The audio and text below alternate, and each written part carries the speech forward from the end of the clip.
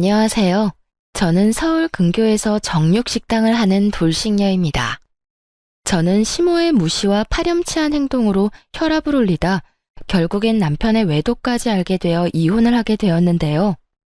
저에게 이런 막장 종합 세트를 선사해준 그 인간들에게 제대로 한 방 먹여주고 이혼을 해 그 시절을 생각하면 짜증이 나기도 하지만 한편으로 통쾌하기도 합니다. 오늘은 오랜만에 쉬게 되어 평소에 제가 애정하는 사연 열차에 사연을 보내보는데요. 글재주가 좋진 않지만 최선을 다해볼 테니 다들 재미나게 들어주세요. 그러면 시작해볼게요. 저와 남편은 맞선 자리에서 만나 결혼을 전제로 연애를 시작하게 되었어요. 연애 시절의 남편은 다들 그러하듯 다정하고 저만을 위해주고 저를 많이 사랑해주는 꿈을 그리던 남자였어요. 이런 남자를 놓치고 싶지 않았고 남편이 결혼하자는 말에 조금의 고민도 없이 결혼까지 하게 되었습니다. 그 당시 시댁은 살아생전 시부가 벌어놓은 재산과 시모가 물려받은 재산으로 노후를 보내는 상황이었고 친정 부모님은 정육식당을 운영하고 있었어요. 전 그런 친정 부모님의 가게를 물려받기 위해 식당에서 함께 일을 하는 상태였고 남편은 시모의 자랑인 대기업에 다니던 중이었죠. 남편이 대기업에 다닌다고 한들 기가 죽거나 하진 않았어요. 그도 그랬던 것이 대기업이 좋다고는 하지만 한 달 벌이로만 따진다면 제가 더 많이 버는 편이었기에 굳이 제가 기까지 죽을 필요가 없었던 것이었죠. 공부도 남편 못지않게 빠지지 않을 만큼 했고요. 이런 저의 커리어를 남편 역시 존중해 주었고 남편과 저 사이엔 아무런 문제가 없었어요. 하지만 다들 예상하시다시피 시모가 문제였어요. 많이들 들어보셨죠? 대기업 다니는 아들 둔 시모들의 그 높은 콧대와 아들이 최고라 믿고 며느리는 발톱의 때만큼도 못한 존재로 여기는 못 배운 사람들이 하는 짓거리 말이에요. 저의 시모도 그런 사람들과 다르지 않았고 시모는 말끝마다 대기업 다니는 우리 아들이라고 하며 은근히 저를 깔아뭉개는 말을 하곤 했어요. 왔니? 대기업 다니는 우리 아들. 요즘 회사 생활은 좀 어때? 괜찮니? 늘 똑같지 뭐. 엄마는 잘 지내셨어? 남편에겐 빛이 날 정도로 밝은 미소를 보이던 시모는 표정을 싹 바꿔 굳은 표정으로 저를 보며 빈정거리기 시작하더군요. 그럼 넌 빈손이니? 명색의 유명한 정육식당 딸이 어떻게 시댁 오는데 빈손으로 오니? 하다못해 고기 한 덩이라도 가지고 오지 않고. 어이가 없더라고요. 언제는 고기 못 먹어서 죽은 사람 없다며 고기 좀 그만 가지고 오라고 할 땐 언제고 이번엔 이딴 소리를 하니까요. 어머님, 남들이 들으면 제가 늘 빈손으로 온 줄 알겠어요. 저 계속 고기 챙겨왔었는데 어머님이 고기 못 먹고 죽은 사람 없다고 하시면서 그만 가지고 오라고 하셨잖아요. 그래서 빈손으로 온 건데 그런 식으로 말씀하시면 제가 섭섭해요.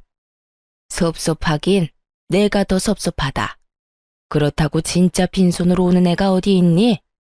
이래서 여자는 배울 만큼 배우고 센스가 있어야 한다고 하는 게야. 우리 아들은 대기업까지 다니면서도 센스가 차고 넘치는데 넌 도대체 왜 그러니? 난 아직도 이해가 안 되는 게 너 같은 애가 어떻게 우리 아들을 만나 결혼까지 할 수 있었는지 너무 궁금하구나. 시모는 늘 이런 식이었어요.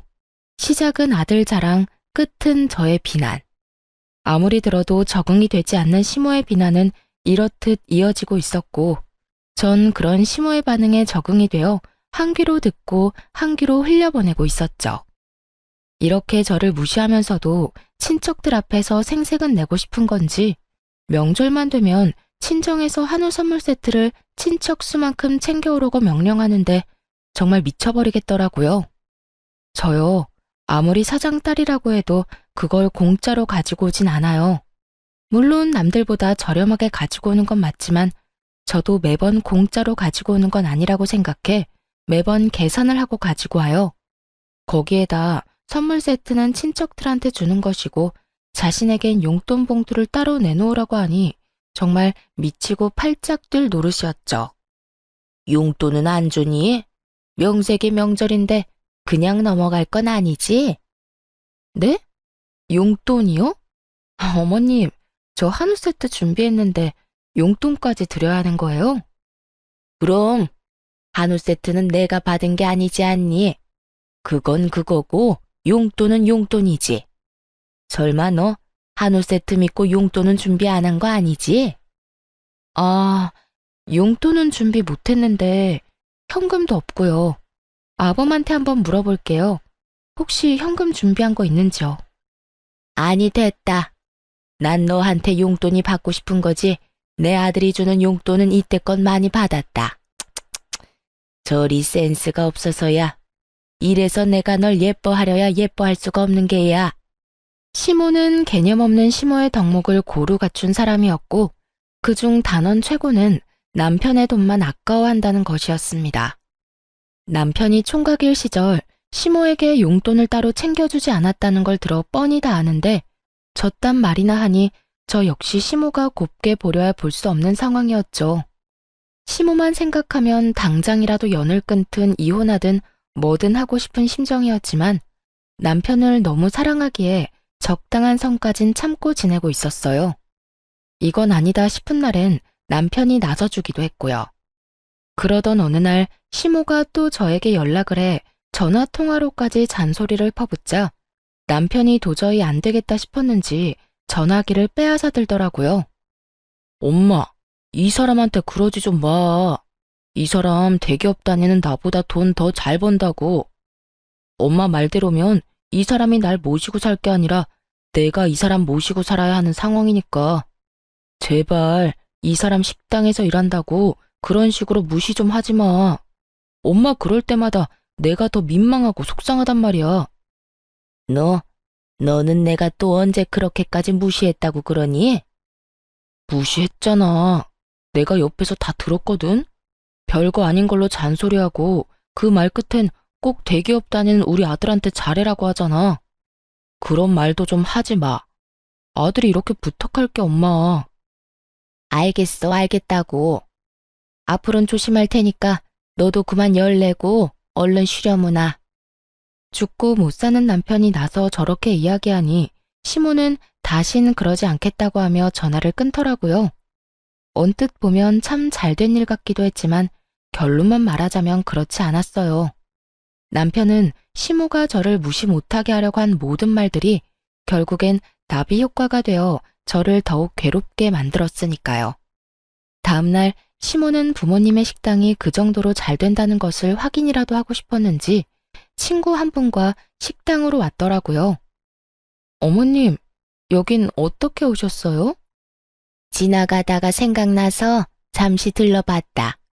점심시간 되고 해서 밥도 먹을 겸 해서 말이야. 그나저나 장사가 잘 되네. 점심시간이기도 하고 근처에서 행사가 있다나 봐요. 오늘은 유난히 손님이 많긴 하네요. 식사하시고 가실 거죠? 빈자리 편하신데 앉으세요. 제가 상 차려드릴게요. 그래. 오늘 일찍부터 나와서 설쳤더니 허기가 지네. 고기 좀 많이 내오거라. 좋은 부위로 골라서. 한결같이 얄미운 시모였지만 전 제가 할 수 있는 선에서 성심성의껏 시모를 대접해 주었어요.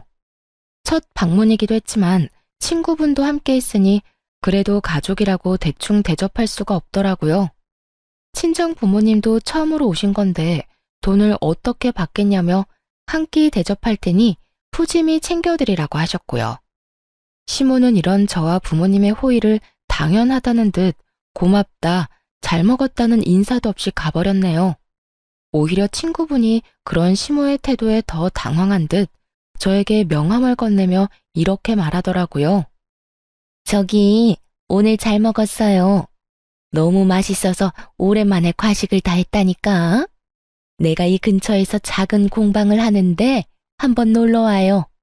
인테리어 소품도 있으니까 와서 마음에 드는 거 있으면 내가 선물로 주고 싶어서 그래.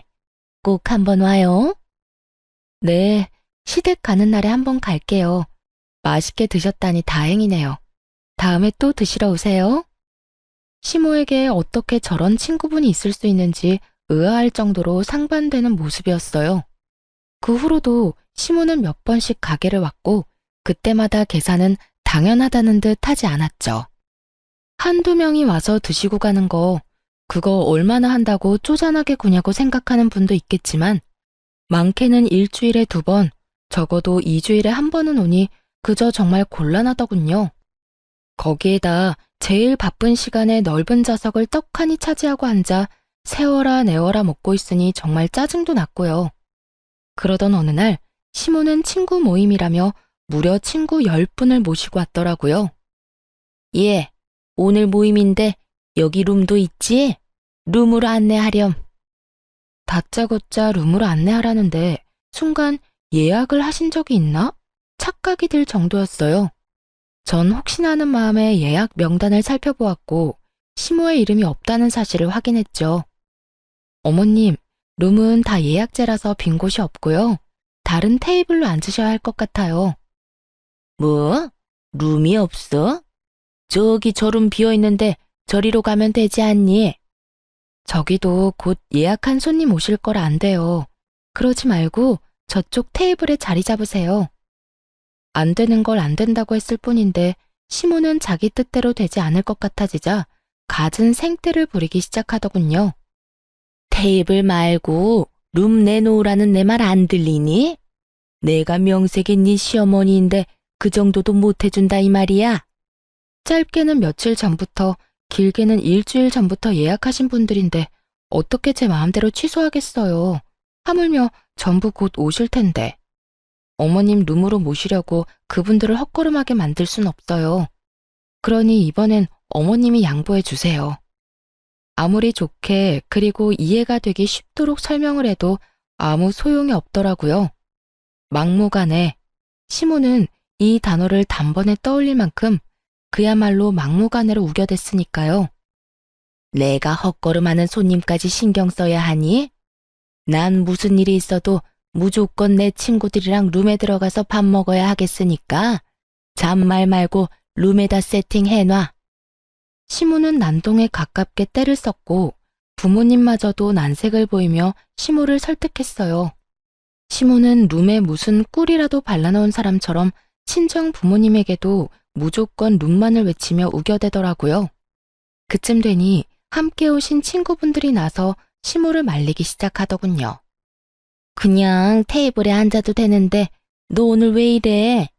너 때문에 우리가 다 민망해. 그만 좀 해. 그래, 며느리 곤란한 거 안 보이니? 그깟 룸이 뭐라고 사돈가게에서 이러니? 너 요즘 이러면 네 아들 이혼남 된다. 그러니까 너 앞으로 이렇게 굴 거면 다신 우리 보고 여기 오자고 하지 마. 네 며느리한테 미안해서 고기도 안 넘어가겠어. 친구들의 만류에 시모는 그제야 입을 다물고 테이블로 가서 자리를 잡더군요. 여전히 저를 노려보고 있었고 돌아가실 때 당연하다는 듯 계산은 하지 않고 가더군요. 회비를 거두는 걸 서빙하며 분명 받는데도요. 그렇게 식사를 마치고 돌아간 시모가 저에게 어떻게 했을지 다들 상상되시나요? 시모는 그날 저녁 저에게 전화에 득달같이 퍼붓기 시작하더군요. 내가 오늘 너 때문에 얼마나 창피했다는 줄 아니? 그깟 룸 좀 내주는 게 뭐가 힘들다고 그걸 안 된다고 해서 그 난리를 만든 게야. 고기 맛도 특별하지도 않은 거 내가 소문내주려고 친구들 데리고 일부러 간 건데.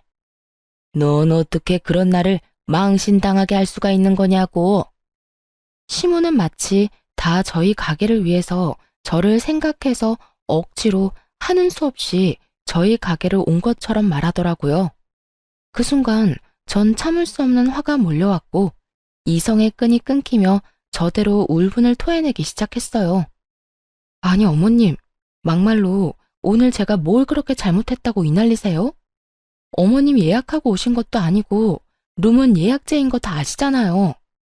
몰랐다고 한들 제가 예약이 다 돼 있으니 안 된다고 말도 했고 그러면 어머님도 고집 꺾으시고 빈자리 앉으시면 되는 거였잖아요. 거기서 절대 싫다고 우긴 건 다름 아닌 어머님이었어요. 그것도 저희 친정부모님이 보는 데서 말이죠. 도대체 저희 친정을 얼마나 무시했으면 그런 행동을 하실 수가 있어요? 난 네 친정 무시한 적 없다.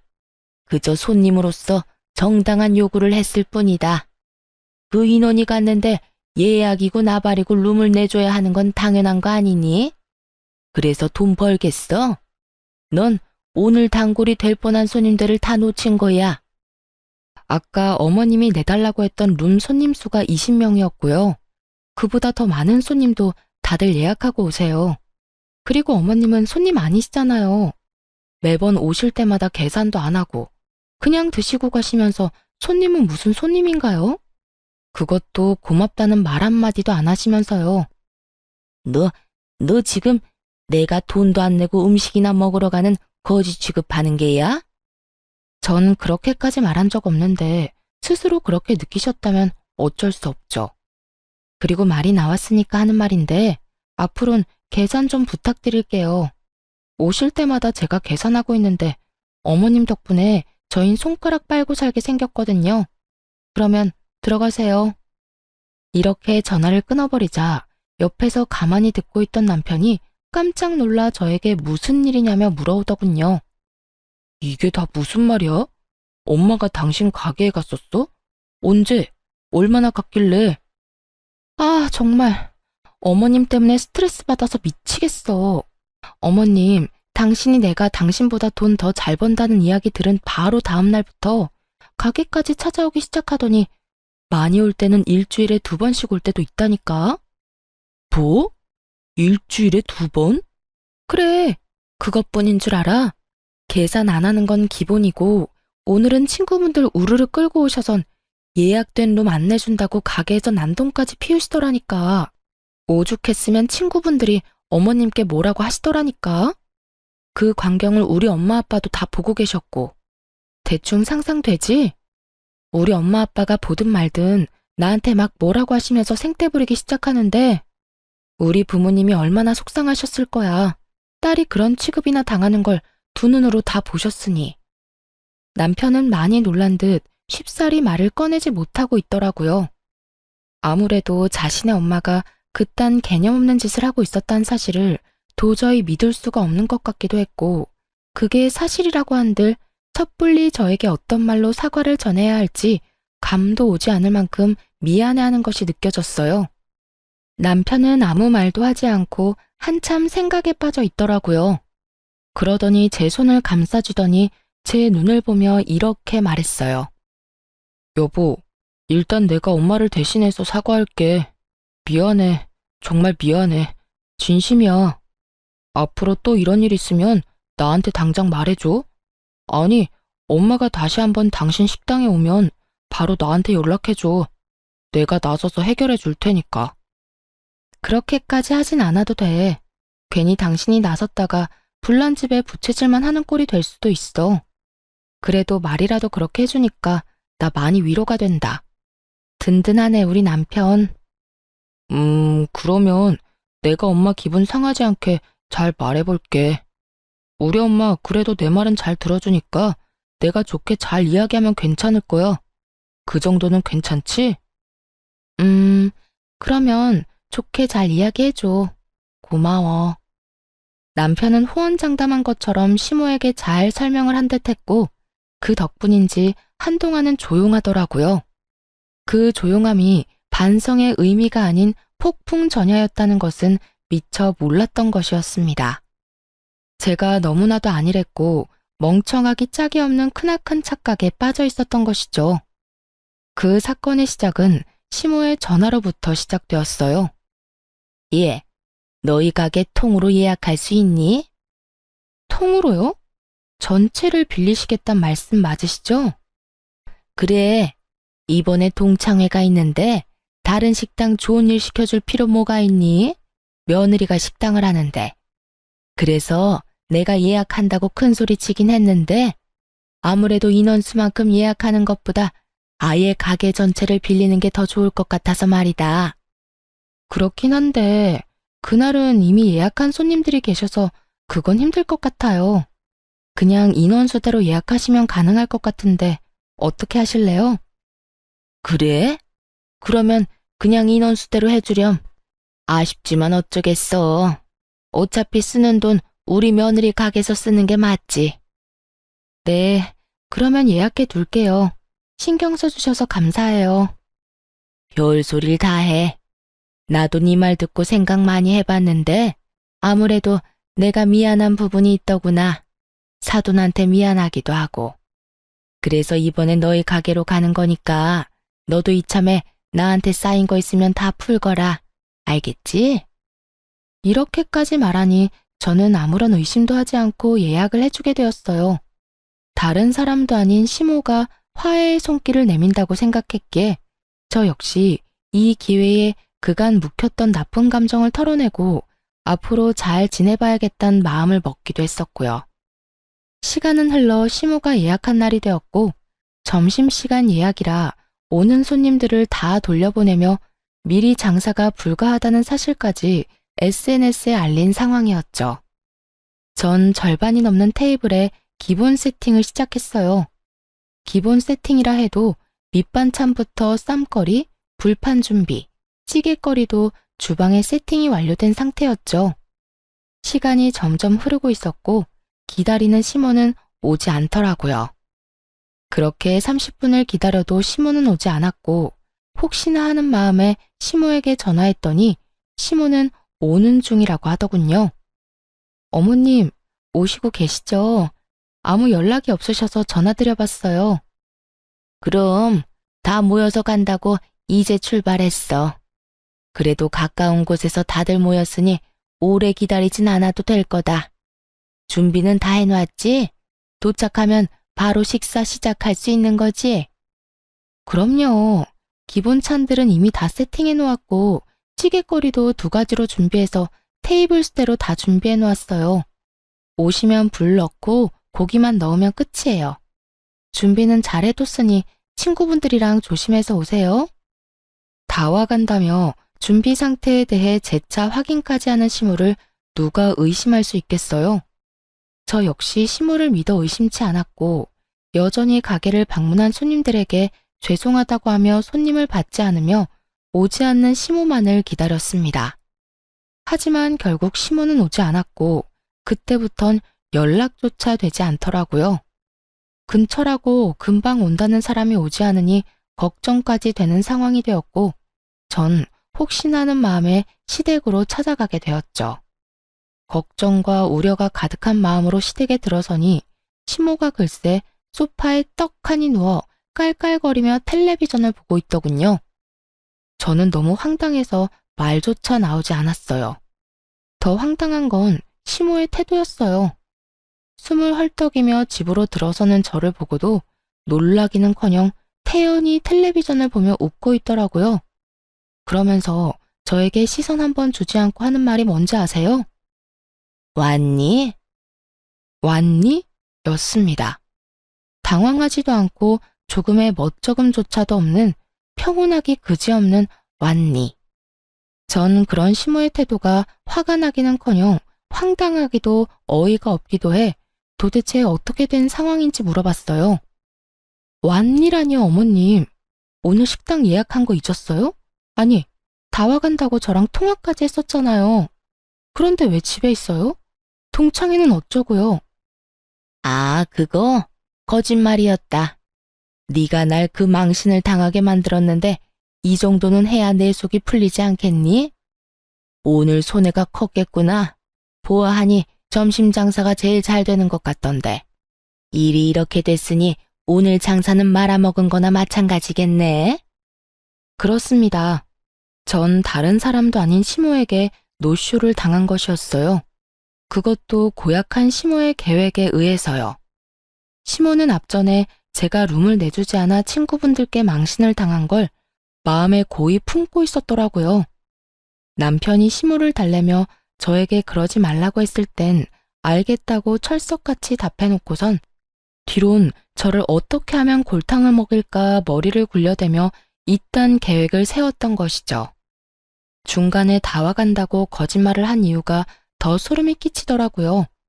시모가 연락도 없이 계속 늦으면 테이블을 정리하고 손님을 받을까봐 그랬다고 하는데 정말이지 시모고 나발이고 욕을 해버리고 싶은 심정이었습니다. 시모가 그렇게까지 철두철미하게 저를 속여준 덕에 가게 점심 장사는 다 망한 거나 마찬가지였고 그 준비한 재료들도 쓰지 못하고 다 버려야 하는 상황이었죠. 그러게 그날 내 말대로 순순히 룸 내줬으면 이런 일도 일어나지 않았을 텐데 넌 잠자는 사자의 코털을 건드렸어. 어디 감히 식당에서 일하는 주제에 시험이 물을 먹여? 그것도 내 친구들이 다 보는 앞에서.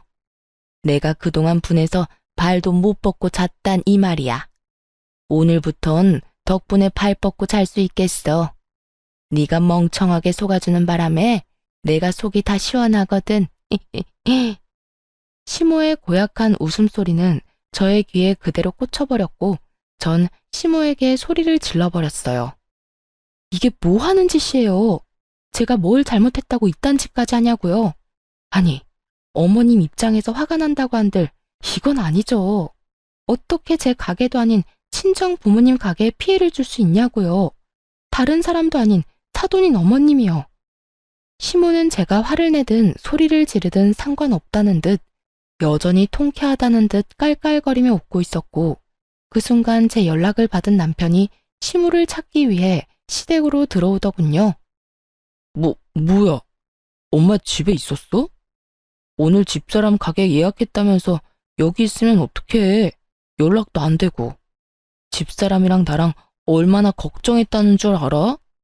남편 역시 시모의 모습을 보고 화를 냈고 시모는 제가 무어라 말을 꺼내기도 전에 바닥에 주저앉아 바닥을 치며 곡소리를 내기 시작하더군요. 내가 예약 날짜를 헷갈렸는데 그렇다고 네 처가 나한테 찾아와서 화를 막 내더라고. 아이고, 늙으면 죽어야지. 날짜도 제대로 모르고. 다음 주 동창회 예약한다는 게 이번 주에 예약해버리는 실수를 해버렸지 뭐니. 휴대전화를 가방 안에 넣어둔 걸 잊지를 않나. 내가 죽어야지. 그래야 자식들 고생 안 시키지. 아이고. 연기대상감 뺨치게 눈물 연기를 기가 막히게 하는 시모를 보며 더욱 화가 났고 시모의 어깨를 부여잡고 애원하듯 물었습니다. 어머님, 갑자기 왜 이러세요? 저한테는 일부러 안 온 거라면서요. 저 골탕 먹이려고. 저 괘씸해서 안 온 거라면서요. 그런 저를 시모는 겁에 질린 표정으로 바라보며 제 손을 조심스럽게 떼어내더라고요. 무섭다는 듯 톤까지 떨어대면서요. 내가 언제 그랬다고 그러니? 너 무섭다. 아무리 화가 많이 난 상태라고 해도 없는 일 만들어서 말하는 거 아니다. 우리 아들 오해하기 딱 좋지 않니? 너 설마 내 아들이랑 나 사이를 이간질하는 거니? 그게 아니잖아요. 다 와간다고 중간에 저랑 통화한 거 휴대전화에 다 남아있다고요. 언제 우리가 그런 통화를 했니? 난 날짜를 헷갈렸으니 미안하다고 하지 않았니? 너 정말 왜 이러니? 미치고 팔짝 뛸 노릇이었어요. 모르는 사람이 본다면 시모는 정말로 아무런 잘못이 없는 사람이었고 오히려 제가 아무 잘못도 없는 시모를 득달같이 잡는다고 생각할 만큼 완벽한 연기였으니까요. 남편 역시 시모의 연기에 속아 시모의 말을 믿는 듯했고 전 그런 두 사람의 모습에 더욱 화가 났죠. 당신 저 말을 다 믿는 거야? 어머님이 하는 말 다 거짓말이라고. 어머님, 아무리 제가 밉다고 해도 이건 아니죠. 연기 그만하고 사실대로 말하라고요. 억울함에 저의 언성은 점점 높아졌고 그런 제 모습에 남편은 화를 내며 저를 제지하고 나서더군요. 그만 좀 해. 당신 지금 너무 흥분했어. 당신이 왜 화가 났는지 충분히 알겠는데 지금 이건 당신이 선 넘은 거야. 다른 사람도 아니고 시어머니한테 이딴 식으로 구는 여자가 어디 있어? 엄마가 헷갈렸다고 하잖아. 이제껏 당신이 엄마한테 당한 게 있어서 화난 건 알겠는데 혼자 말도 안 되는 소설 써서 우리 엄마 괴롭히지 마. 오로지 시모의 편에 서서 저에게 고함을 내지르는 남편을 보는데 그 순간 모든 것이 무너지는 기분이 들더군요. 제가 이때껏 참아온 것이 누구 때문인데 제 말은 조금도 믿지 않고 저에게만 화를 내는 남편을 보며 더는 그곳에서 싸울 의지가 사라지더군요. 전 아무 말도 하지 않고 그대로 일어서 집으로 돌아와 버렸고 제 뒤를 따라 집으로 돌아온 남편과 단 한마디도 하지 않았습니다.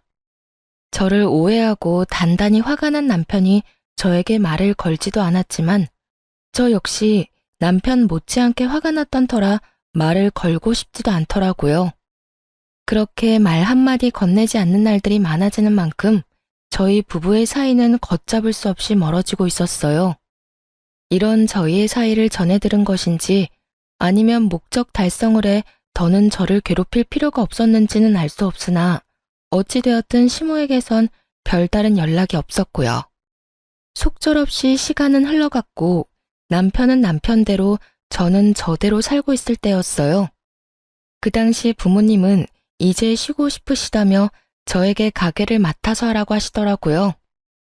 전 부모님이 잘 닦아놓으신 가게를 맡게 되었고 자리를 잡은 가게이긴 했지만 오롯이 혼자 다 감당해야 했던 터라 정신없는 하루하루를 보내고 있었죠. 그렇게 바쁜 와중에 제 정신을 번쩍 들게 하는 연락을 받게 되었어요. 상대는 바로 시모였습니다. 시모는 제가 가게를 물려받은 사실을 어떻게 한 것인지 다짜고짜 자신을 모시고 살라고 하더라고요. 예, 너 사돈가게 물려받았다며? 이제 돈방석에 앉는 건 시간 문제일 거고 능력도 될 테니 효도를 좀 해야 하지 않겠니? 효도요? 효도라는 단어를 듣는 순간 시모가 효도라는 단어를 잘못 알고 있나 하는 생각마저 들더라고요. 그렇지 않고서야 저에게 효도라는 말을 할 수는 없다는 생각이 들었으니까요. 전 시모에게 되물었고 시모는 그 특유의 뻔뻔한 말투로 대답하더군요. 그래, 효도. 다른 건 필요 없고 네가 날 좀 모시고 살아야겠다. 네 시누이 남편 사업하는 거 알지? 글쎄 요즘 사업이 힘들어서 자금이 좀 필요한데 나도 있는 돈 거의 다 쓰고 이제 남은 건 집뿐이야. 그래서 이 집 처분해서 네 시누이 좀 도와주려고. 그러니까 네 집에서 날 좀 모셔야 하겠구나. 시모의 말을 듣고 있는데 오늘이구나 싶더라고요. 그간 바빠서 하지 못했던 이혼을 말해야 하는 날 말이죠. 어머님, 제가 효도할 일은 앞으로도 없을 것 같은데 어떡하죠? 뭐? 그게 무슨 말이니? 너 설마 예전 일 때문에 아직도 앙심 품고 있는 건 아니지? 그게 언제적 일인데 젊은 애가 아직도 그러니? 그 일도 그 일이지만 다른 큰 문제가 있어요. 제가 더는 어머님 며느리가 아닐 예정이라 말이에요. 저 이혼 절차 밟고 있어요. 뭐라고? 남편은 남편대로 저는 저대로 살고 있던 이유는 바로 이혼 때문이었어요. 남편은 외도를 저지르고 있었는데 그 상대는 다름 아닌 저희 가게에 자주 오는 여자였어요. 매번 남자를 바꿔가며 오는 어린 상간녀의 상대는 나이 차이가 꽤 나는 남자였는데 딱 봐도 불륜관계였던지라 기억에 남는 손님이었어요. 그런 상간녀가 어느 날엔 친구와 함께 와서 밥을 먹는데 절로 시선이 가더라고요. 대낮부터 술을 먹던 상간녀와 친구는 술에 취했는지 톤이 점점 높아져 갔고 이번에 만나는 남자에 대해 술술 이야기하기 시작하더군요. 이번엔 30대 아저씨인데 전혀 아저씨 같지 않아. 관리도 잘했는지 몸도 좋고 말이야. 들어보니 와이프가 이런 식당 한다는데 꽤 잘 되는지 본인 버는 돈은 본인이 다 쓴다고 하더라고. 그래서 돈 쓰는 게 꽤 후하다니까. 그래? 무슨 일 하는데? 돈을 많이 벌어? 대기업 다녀? 차도 외제차 끌고 다니고. 집도 땡땡땡 아파트 알지? 거기 산대. 요즘엔 자기 엄마한테 건물 처분한 돈도 받고 있다고 하더라니까. 회사 그만두고 사업을 한다나? 암튼 난 사업을 하든 뭘 하든 다 상관없고 이번엔 크게 한몫 챙길 수 있을 것 같다니까. 정 안 되면 아예 정착해도 될 것 같기도 하고. 정신이 번쩍 들더라고요. 대기업에 다니며 부인은 식당을 하고 그 외제차를 끌고 다니는 남자. 거기에다 남편이 지나가는 말로 회사를 그만두고 사업하고 싶어 시모에게 사업 자금을 받을까 싶다고 한 말까지 틀림없이 제 남편임이 분명해 보이더라고요. 모든 것이 틀림없어 보였지만 전 확실히 하기 위해 사람을 붙였고 아니나 다를까 남편은 꽃뱀 같은 젊은 상간녀에게 홀려 있는 돈 없는 돈 다 퍼주고 외도를 저지르고 있더군요. 그렇게 전 남편과의 이혼을 진행하게 되었고 남편 역시 이혼엔 합의했지만 위자료를 아끼기 위해 소송을 하던 중이었죠. 이러한 사실을 시모는 꿈에도 몰랐던 것이었고요. 네, 저희 이혼 소송 중이에요. 아니, 이제 거의 마무리돼서 이혼한 거나 다름없는 상황이죠. 갑자기 이혼은 무슨 이혼? 그 잘난 당신 아들이 젊은 꽃뱀한테 홀려서 바람을 피우고 있더라고요. 어머님 말대로 제가 능력이 되는데 그딴 남자 안고 살아봤자 뭐 하겠어요? 생각해보면 다 어머님 덕분이에요.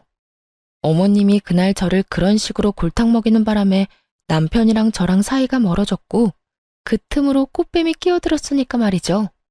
감사해요, 어머님. 전 이제 이 빌어먹을 결혼 생활 청산하고 새 출발하려고요. 그러니까 저한테 이제 연락하지 말고 아들이나 잘 관리하세요. 들어보니 지금 살고 있는 집만 남은 이유가 아들한테 다 투자한다고 그렇게 됐던데 그 돈으로 정말 사업하고 있다고 생각하세요? 제가 알아본 바로는 아니던데요. 뭐야? 그러면 내 아들이 나한테 받은 돈으로 여자한테 다 갖다 주고 있다는 말이야? 저는 그렇게 알고 있는데 확답은 못하겠네요. 제가 당사자는 아니니까요. 그러니까 저한테 전화하지 마세요. 전화는 끊어졌고 그 이후 전 이혼을 잘 마무리하게 되었어요. 전 남편에게 위자료는 물론이고 약간의 재산 분할과 상간녀에게 위자료를 받으며 이혼을 하게 되었습니다.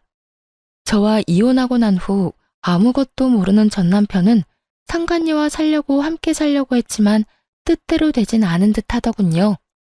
저에게 전화가 와 저 때문에 사랑하는 여자와 살지도 못한다고 난리를 부렸거든요. 당신 도대체 우리 엄마한테 무슨 소리를 얼마나 했길래 우리 엄마가 저렇게 안 된다고 반대를 하는 거야. 말을 알아들을 수 있게 말을 해. 앞뒤말 다 자르고 다짜고짜 따지고 들면 내가 어떻게 대답을 해? 네가 우리 엄마한테 유민이 이야기했다며. 다 들었거든? 도대체 뭐라고 했길래 엄마가 유민이한테 화내고 욕까지 하면서 그 난리를 부리냐고. 크게 한바탕 소동이 났다는 말을 듣는데 그 순간만큼은 정말 시모를 향해 손뼉이라도 쳐주고 싶은 심정이더라고요. 사실 상간녀의 정체를 알게 된 그 순간에 상간녀에게 아무 말도 하지 못한 것이 후회스럽기도 했었거든요. 제 계획 때문에 그저 조용히 보낸 것도 있긴 했지만 유부남하고 노란한 대가는 치르게 하고 싶었는데 전 시모 덕에 그 대가를 치르게 했다고 생각하니 고맙기까지 하더군요. 역시 대단하네. 난동까지 부리셨어? 내가 어머님한테 뭐라고 하긴 뭐라고 했겠어. 그냥 아는 그대로 말했지. 그 여자 꽃뱀이다. 그 여자 당신 아들 돈 다 뜯어내고 있으니 알아서 잘 처리하셔라. 이야, 당신 엄마가 내 말을 그렇게 잘 들을 줄은 몰랐는데 기대 이상인데? 전 남편은 상간녀에게 제대로 홀린 것인지 절대 꽃뱀일 리가 없다며 상간녀를 두둔하기 시작했고 심지어 시모에게 당장 전화해 사실 착각이었다며 정정하라고 고함을 지르더군요. 뭐? 네가 뭘 안다고 그딴 말을 짓거린 거야? 너 때문에 엄마가 나랑 유민이 결혼 반대하잖아. 당장 엄마한테 전화해서 네가 오해한 거라고 말해. 우리 유민이 꽃뱀 그딴 거 아니니까 당장 네가 만든 문제 네가 해결하란 말이야. 내가 왜? 난 당신 엄마 목소리도 듣기 싫은 사람이거든? 네 목소리도 마찬가지고. 그러니까 그딴 말도 안 되는 요구할 거면 연락도 하지 마. 그리고 그 여자 꽃뱀 맞으니까 지금이라도 정신 좀 차려라, 제발. 돈 다 뜯기고 후회하지 말고. 아니라니까. 네가 젊은 여자한테 남편 뺏긴 게 분해서 이러나 본데 네가 아무리 이렇게 해도 나 너한테 안 가. 그러니까 이상한 말로 사람 오해하게 하지 말고 당장 우리 엄마한테 전화해서 네가 다 해결하라고. 참 뻔뻔도 하더라고요. 이혼한 전 부인에게 다른 사람도 아닌 상간녀의 오해를 풀어달라는 꼴이 말이죠. 심지어 오해도 아닌데 말이에요. 끝까지 저에게 따지며 생떼를 부리는 전 남편의 모습에서 전 시모의 모습이 보였고, 이래서 핏줄이 무섭다고 하는구나 했네요. 전 남편은 끈질기게 저를 괴롭혔지만 저는 끝끝내 전 남편의 부탁을 들어주지 않았어요. 그 후 들리는 소문엔 전 시모의 난동은 점점 심해졌고, 상간녀를 도저히 포기할 수 없었던 전 남편은 전 시모를 버리고 상간녀와 함께 살림을 차려버렸다고 하더군요. 전 시모는 믿었던 아들의 배신에 화병으로 몸져 누웠다고 하고요. 전 남편이 대단하긴 대단하다 싶더군요.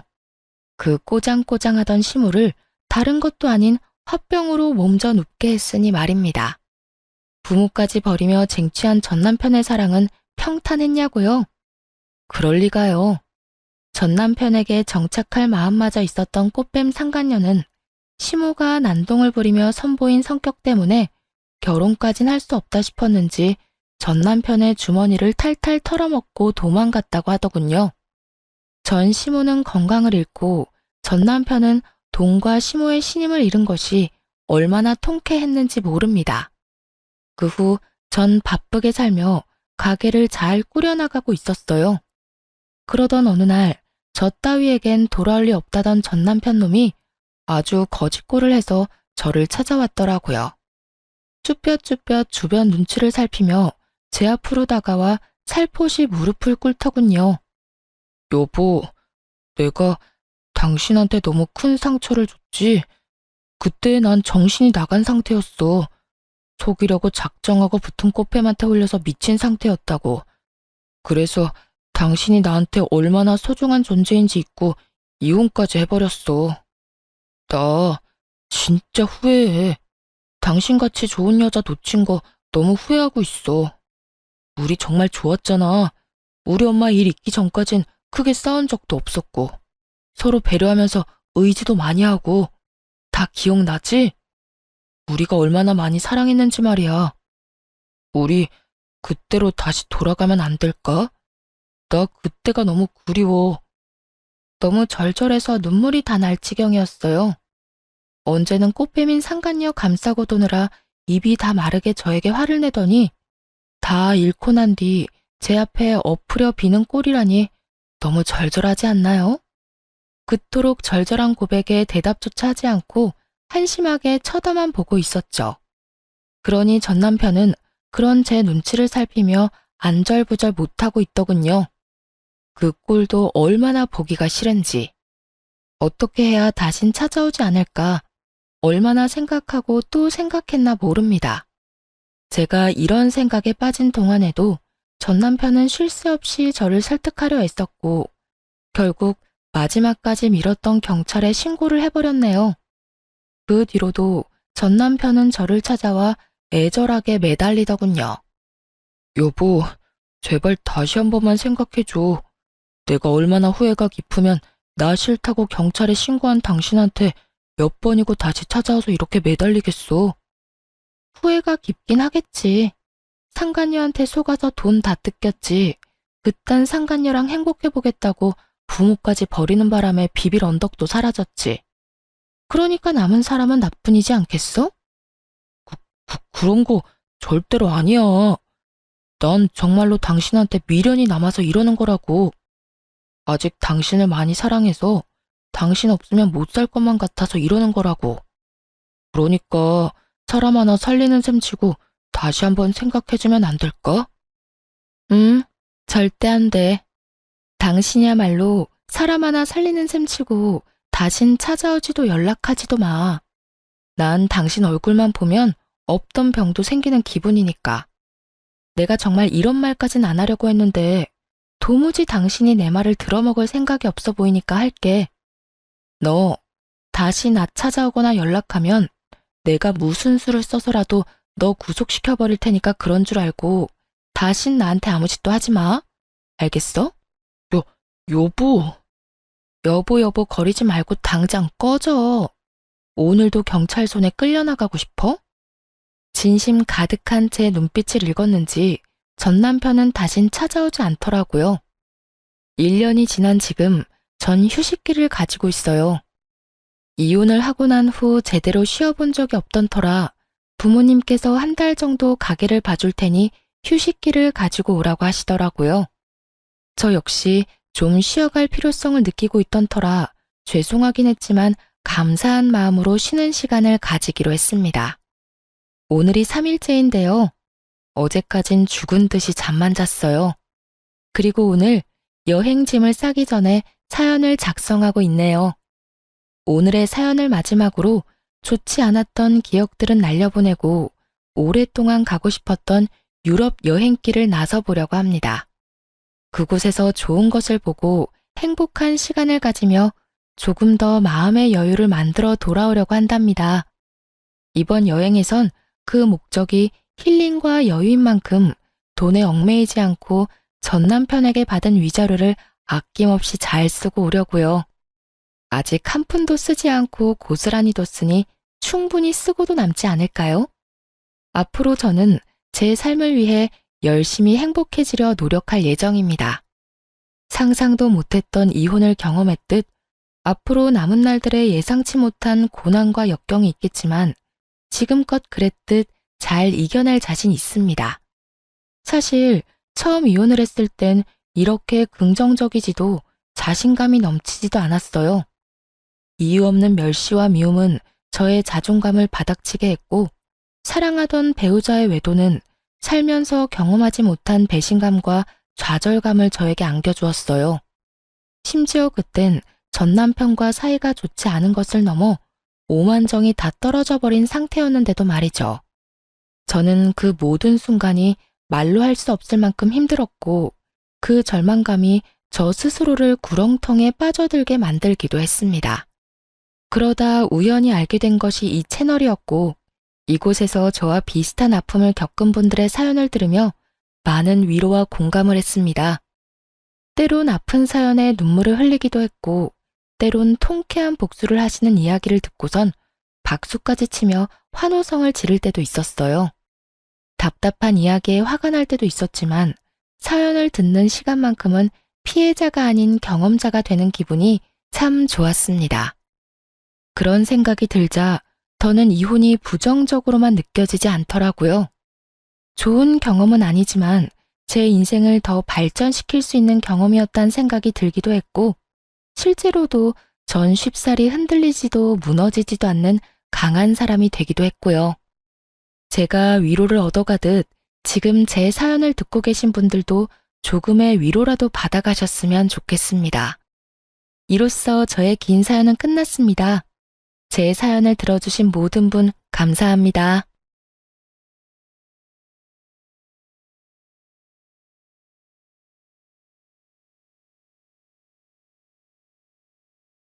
안녕하세요. 생애 처음 하늘이 정해준 인연이 있다는 걸 실감하게 된 여자입니다. 저는 30대 중반의 약사예요. 제게 잊을 수 없는 기억을 심어준 남자친구는 회사원이고요. 제 남친과는 제가 약사로 근무하고 있는 곳에서 처음 만났어요. 골골대며 약을 타러 온 모습이 꽤 기억에 남았어요. 그런데 그 후 출근 도장을 찍듯이 그리도 약국을 들리는 거예요. 사소한 의약품을 하루에 하나씩 사가면서 말이에요. 보통 약국에 들르는 분들은 비상약도 한 번에 몰아서 사가는 경우가 대부분이라 좀 의아하게 느껴졌죠. 하루는 전날 데일밴드를 사갔음에도 또 사기에 물었어요. 요즘 매일 오시네요. 어제 밴드 사셨던 걸로 기억하는데 또 사시는 거예요? 아, 어제 사간 밴드가 표준형이더라고요. 혼합형도 필요해서 왔어요. 의약품을 종류별로 구비해 놓으면 편하죠. 그런데 매일 오시기 번거롭지 않으세요? 필요한 걸 한 번에 구매하시는 게 편하실 텐데요. 그게 겸사겸사 들르는 거라서요. 괜찮습니다. 그렇게 장장 두어 달을 남친은 하루도 거르지 않고 약국을 들렀어요. 그 사이 남친과 저는 꽤 친해졌고요. 그런데 만남이라는 게 참 신기하죠. 60일 남짓 되는 기간 동안 정이라도 든 건지 막상 자주 오던 사람이 오지 않으니 괜히 더 생각나기도 하고 염려까지 되니 말이에요. 남친이 다시 약국을 찾아온 것은 딱 2주 만이었어요. 분홍 망고 튤립이 만개한 꽃다발을 들고 찾아왔죠. 저는 그런 남친을 반갑게 맞았어요. 그러나 남친은 긴장이라도 한 건지 입을 옴쭉거리며 한참을 쭈뼛대는 거예요. 저는 그런 남친에게 무슨 일이 있느냐 물었고 남친은 불쑥 꽃다발을 제게 내밀고는 입을 열었어요. 저 이 꽃 드리려고 왔어요. 꽃말은 사랑의 시작이래요. 좋아합니다. 그의 사랑 고백이 어찌나 서툴던지 그 모습에 웃음이 터지고 말았어요. 그렇게 저와 연인 사이가 되었습니다. 나중에 물으니 매일 약국으로 찾아온 이유가 제게 첫눈에 반해서였다고 하더라고요. 어딜 가든 무얼 하든 제 생각이 그렇게도 났다고요. 저를 보기 위한 수작이었던 거죠. 저는 그런 남친이 순수하게 느껴져 참 좋았어요. 우리는 3년이라는 꽤 긴 시간을 함께했죠. 하지만 연애할 당시 양가 부모님을 만나본 적은 없었어요. 어린 나이는 아니었지만 우리의 만남이 결혼을 전제로 한다는 게 어색하게 느껴지곤 했거든요. 그러다 보니 연애 기간도 길어졌고요. 우리는 서로에 대한 확신이 깊어졌을 때 결혼을 결심했어요. 그렇게 처음 양가 부모님을 찾아뵙게 되었죠. 예비 시모는 처음 본 저를 무척이나 반겼어요. 어머, 아가씨가 다영이구나. 우리 아들이 입이 닳도록 자랑한 이유가 있었네. 감사합니다. 서다영이라고 해요. 어머님께서 정말 미인이세요. 우리는 첫 만남임에도 화기애애했어요. 남친이 외동이라 늘 딸이 있었으면 싶었다며 딸처럼 대하고 싶다고 먼저 말씀해 주셨죠. 거기다 제 직업이 약사라는 걸 아셨을 땐 물개박수를 치며 기뻐하셨어요. 정말 다영이 네 직업이 약사야? 웬일이야? 내 아들이 이렇게 효도를 하는구나. 나는 더 볼 것도 없다. 너는 결혼, 나는 무조건 찬성이야. 좋게 봐주셔서 감사합니다, 어머님. 엄마가 다영이를 마음에 쏙 들어할 줄 알았어. 예쁘지, 착하지, 똑똑하기까지 한데 싫어할 수가 없잖아. 그치, 엄마? 어머, 아들, 그걸 말이라고 해? 네가 아무리 내 아들이라도 너보다 더 자식 삼고 싶다, 얘. 하지만 예비 시부모의 마음에 들었다고 해서 모든 게 순조롭지는 못했어요. 제 뜻이면 무조건 믿고 지지해주던 제 부모님이 남친을 보더니 반대를 심하게 했거든요. 인생의 큰 결정을 섣불리 하면 안 된다며 저를 나무라기까지 했고요. 늘 저의 선택을 존중해줬던 분들이 제가 사랑하는 사람을 좋게 봐주지 않는 게 상처가 됐고 미웠어요. 하루는 화나는 마음에 도대체 뭐가 마음에 들지 않느냐며 따졌어요. 도대체 오빠의 어디가 마음에 안 드는 건데요? 항상 내 선택이 우선이라더니 왜 결혼은 안 된다고만 하시냐고요. 그 애는 말하는 투도 인상도 영 마음에 들지가 않아. 딱 너 고생시킬 남자라고. 아빠, 그런 핑계가 어디 있어요. 좋은 시선으로 바라봐주지도 않으면서 무턱대고 고생시킬 남자라니. 아빠가 오빠에 대해 뭘 알아요? 다영아, 엄마도 아빠와 같은 생각이야. 어떤 아이인지 잘은 모르지만 사람은 풍기는 분위기라는 게 있지 않니? 너와 그 아이는 맞지 않는 것 같아. 엄마까지 왜 이래요? 그냥 나 결혼시키기 싫어서 그러는 거 아니야? 타당한 이유도 없이 그냥 분위기 때문이라는 게 말이나 되냐고요. 그때 저는 콩깍지였던 건지 사람 볼 줄 몰랐던 건지 제 부모님의 말이 전혀 이해되지 않았어요. 아니, 이해하고 싶지 않았었죠. 그래서 꽤 오랫동안 고집을 부렸어요. 남친도 결혼 승낙을 받겠다며 자주 우리 부모님과 대면했고요. 그러는 동안 저는 부모님께 참 모진 말을 많이 했어요. 내 인생이야, 내 인생. 엄마 아빠가 대신 살아줄 거 아니잖아요. 그런데 왜 매번 안 된다고만 하는 건데? 내가 사랑하는 사람이고 내게 없어선 안 될 사람이라니까? 이런 내 마음은 안중에도 없는 거야? 그게 자식을 위하는 부모가 맞는 거냐고. 도다용, 너 그게 무슨 말버릇이야? 이 세상에서 자식 위하지 않는 부모가 어딨니? 그렇게 모진 말까지 꼭 해야겠어? 그러니까 내가 행복하길 바라는 거면 제발 내 발목을 잡지 말아달라고요. 평생 그때 결혼하지 못한 걸 후회하고 반대했던 엄마 아빠를 원망하며 평생을 살길 바라는 건 아니잖아요. 그러니까 제발 허락해줘요, 응? 이렇게 제 목소리를 높일 때까지만 해도 제 선택은 늘 옳고 그렇기에 제 앞날은 탄탄대로일 줄 알았습니다. 그래서 반대하는 부모의 심중을 생각해보지 못했죠. 결국 부모님은 부모 자식 간의 관계가 어그러진 걸 더 두고 보지 못하고 마지못해 결혼 승낙을 해주었어요. 하지만 본격적으로 결혼 준비를 하면서부터 저를 고생시킬 남자라고 했던 그 말이 하나둘 이해가 가기 시작했어요. 양가 부모님께 결혼 승낙을 받은 후부터 저는 예비 시모와 정말 가깝게 지냈어요. 정확히는 예비 시모가 이제 며느리나 다름없다며 딸이 있으면 하고 싶었던 로망을 저와 함께 하려고 했었죠.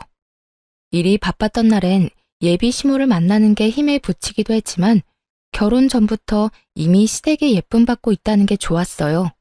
그러니 제 부모와 함께하는 시간보다 예비 시모와 함께하는 시간이 많아져 갔죠. 남친은 자신의 부모님과 잘 지내주는 제게 고마워했어요.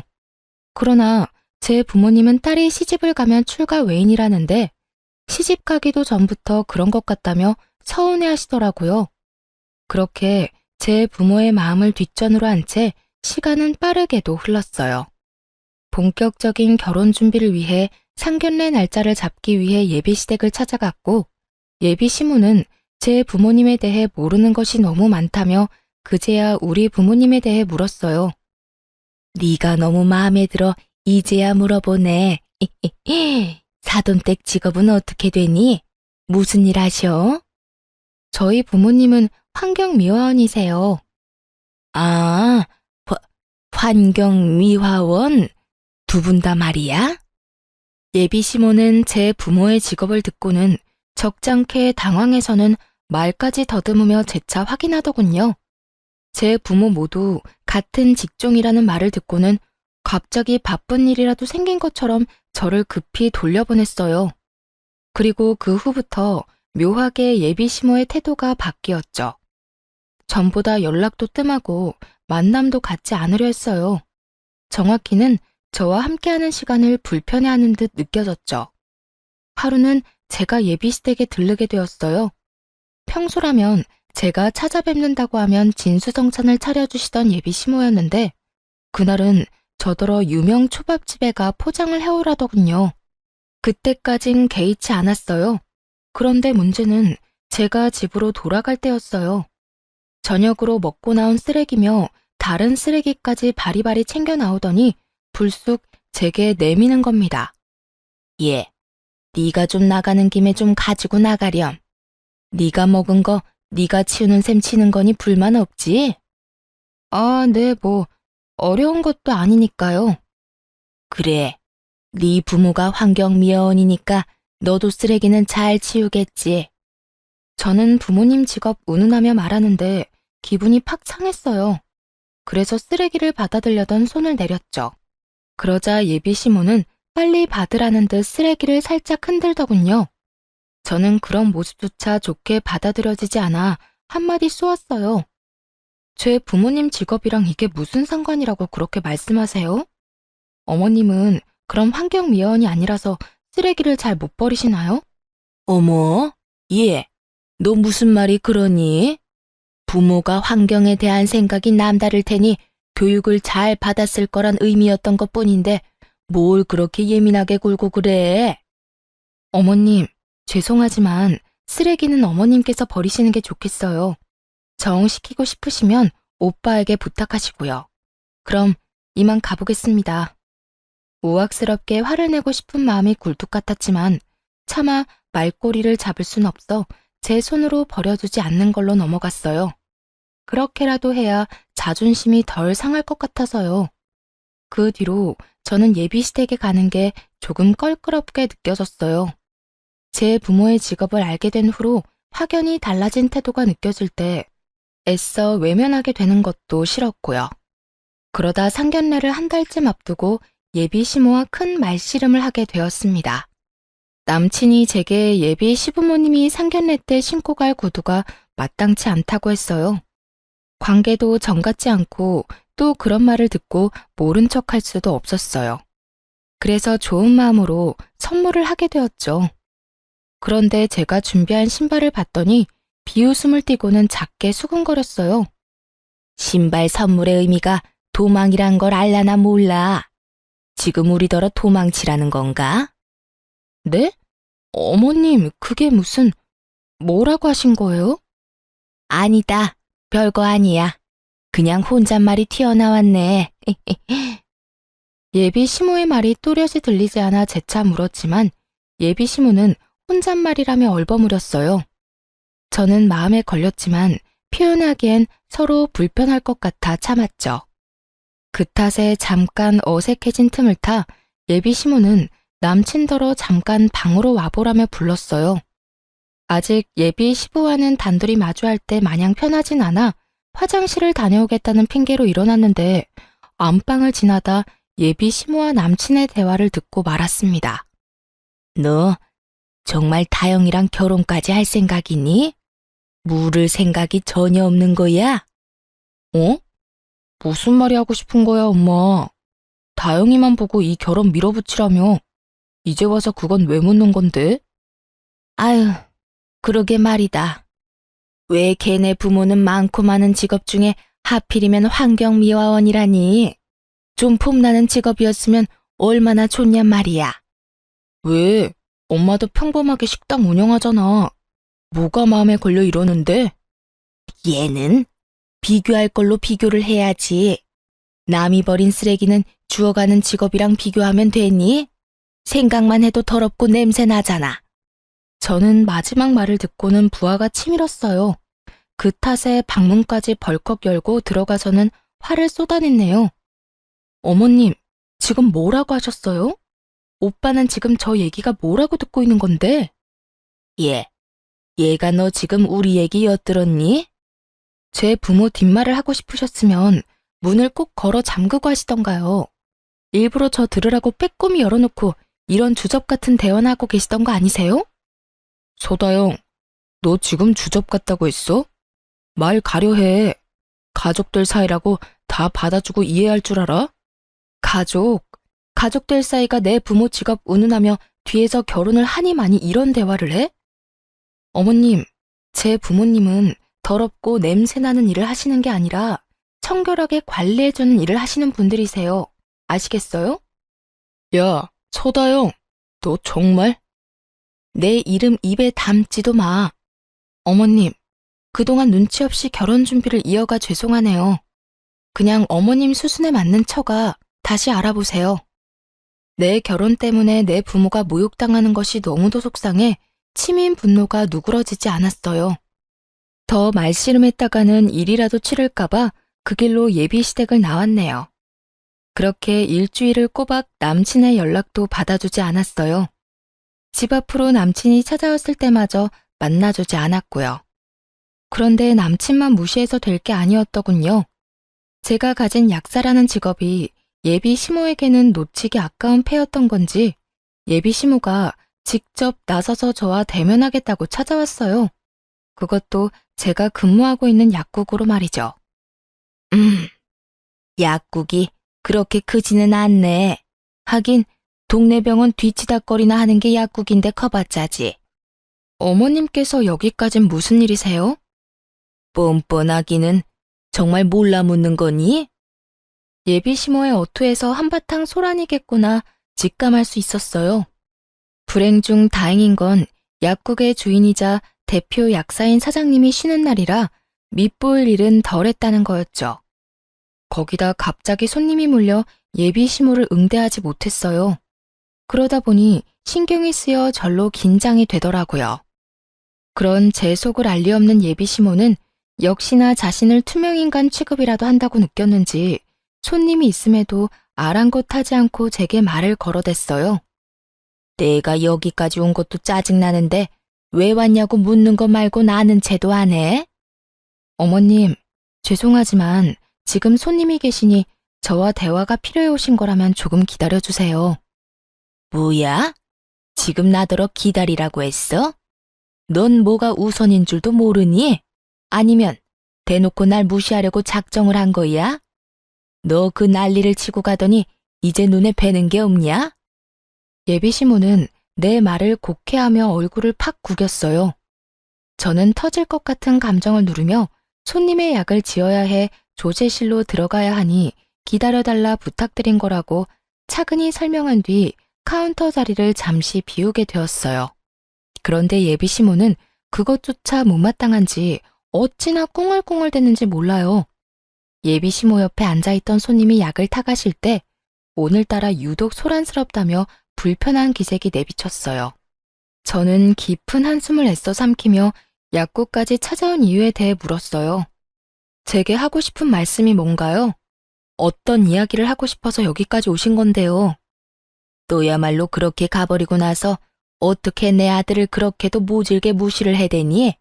막말로 결혼을 전제로 한 만남은 어쩔 수 없는 거 아니야? 뭘 어쩔 수 없다는 거죠? 제 부모님 직업을 무시하는 거요?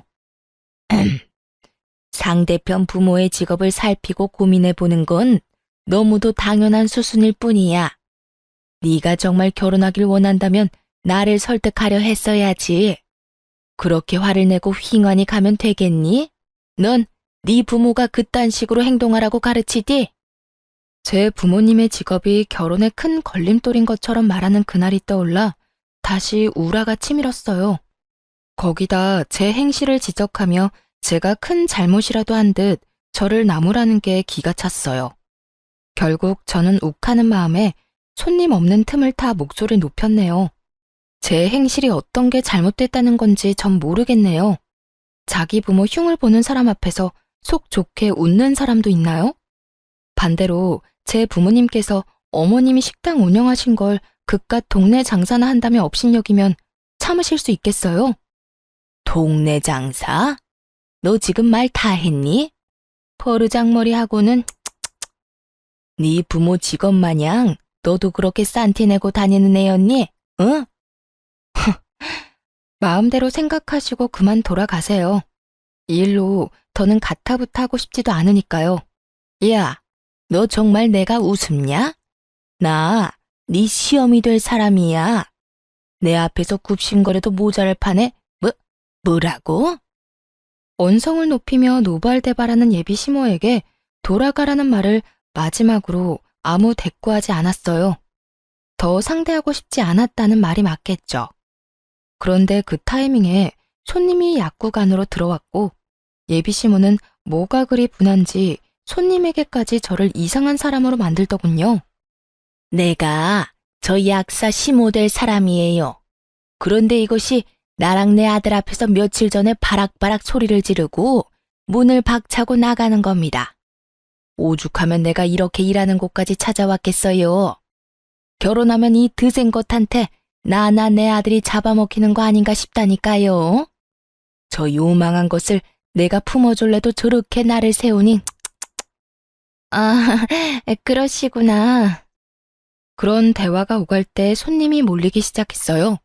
그리고 예비시모는 오는 손님마다 붙잡고는 저런 말도 안 되는 소리를 하며 제 험담까지 얹더군요. 결국 저는 참지 못하고 당장 돌아가라 등 떠밀었어요. 그러자 예비시모는 내게 버럭 소리치며 성을 부렸죠. 이것이 정말 대화 좀 하자고 나를 무시하는 것도 모자라 어떻게 이리 매정하게 사람을 쫓아? 내가 너한테 이런 대우나 받자고 여기까지 찾아온 줄 알아? 아, 제가 일 끝나면 곧장 연락 드릴게요.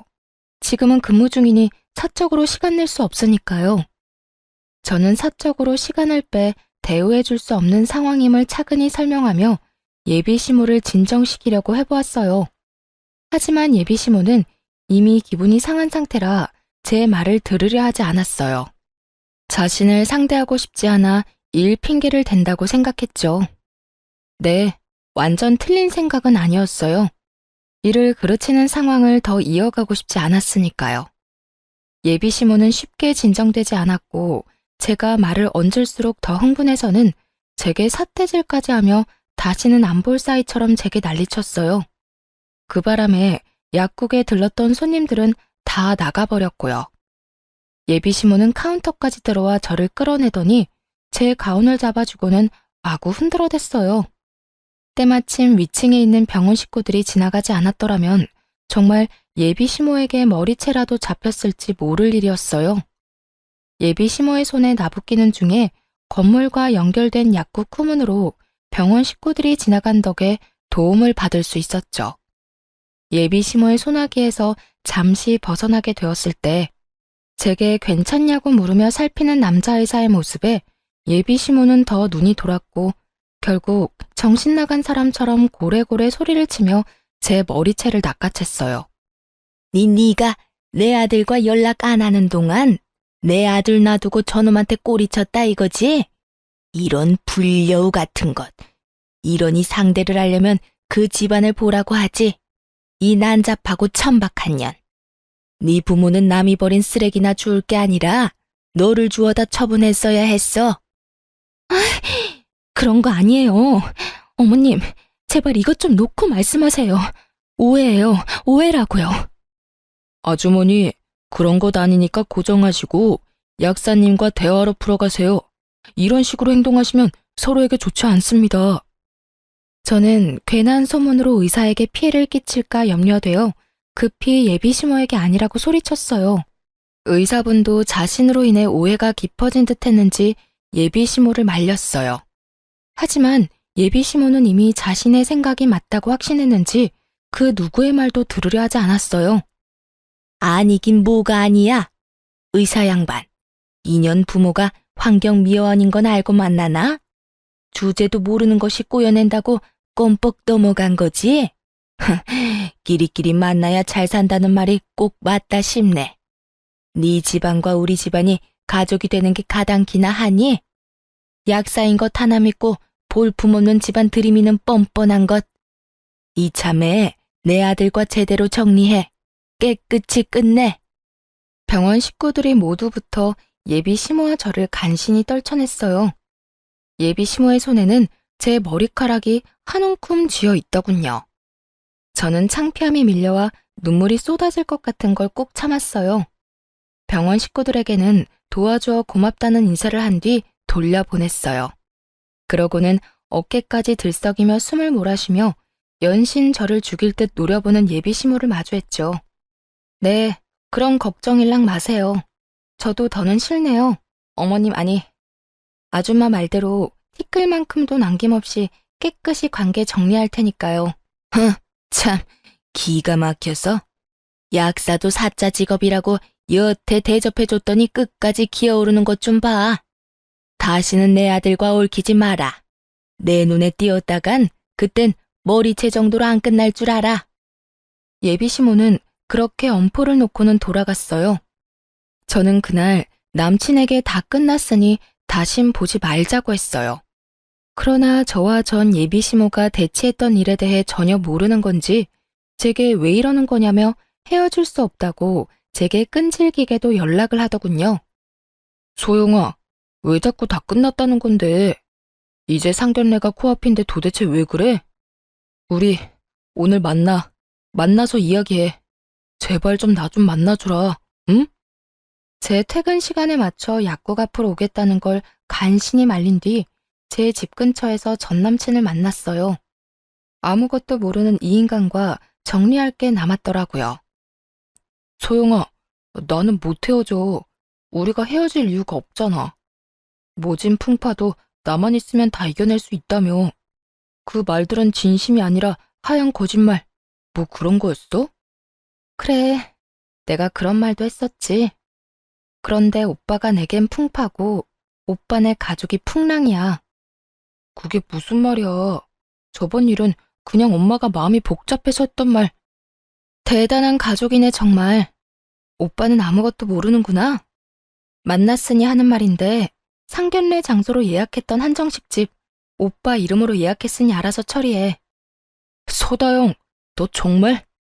그리고 오빠, 네 부모한테 선물했던 신발값 상견례 할 일 없어졌으니까 그거 당장 물어줄래? 내 부모 멸시하는 인간들 좋은 일 하고 싶지 않거든 나. 어떻게 사람이 선물이라고 줬다가 다시 뺐냐고 째째하다고 생각할지도 모르지만 말도 안 되는 이유로 무당한 대우까지 받고도 그거 받고 떨어지라는 식으로 넘어가고 싶지 않았어요. 거기다 제가 전 예비 시부모에게 선물한 그 신발은 명품까진 아니더라도 누구나 알 법한 브랜드 제품으로 카드 할부까지 사드린 거였으니 당연히 돌려받아야 마땅한 것 아닌가요? 상견례를 이유로 전 남친이 제 부모님께 해준 거라곤 흉보는 전 예비 시모에게 왜 그러느냐 말한 게 전부이니 말입니다. 제 말 한마디 한마디에 전 남친의 얼굴은 터질 것처럼 울그락불그락 달아올랐어요. 하지만 저는 그런 모습이 가짱게 느껴졌어요. 자기 부모로 인해 어그러진 결혼이라는 걸 여전히 모른다는 게 한심하기까지 했거든요. 그래서 오늘 예비 시모가 약국까지 찾아와 난동 부리고 손님 앞에서 날 꽃뱀 취급까지 했다는 사실을 다 말했어요. 팔은 안으로 굽는다고 하던가요? 전 남친은 자신의 엄마가 그럴 리 없다더군요. 우리 엄마가 그런 짓을 했을 리 없잖아. 나랑 헤어지고 싶어서 말까지 지어내는 거야, 지금? 참나, 내가 뭐하러. 마음대로 생각해. 끝내는 마당에 내 말을 믿든 말든 그게 무슨 의미야?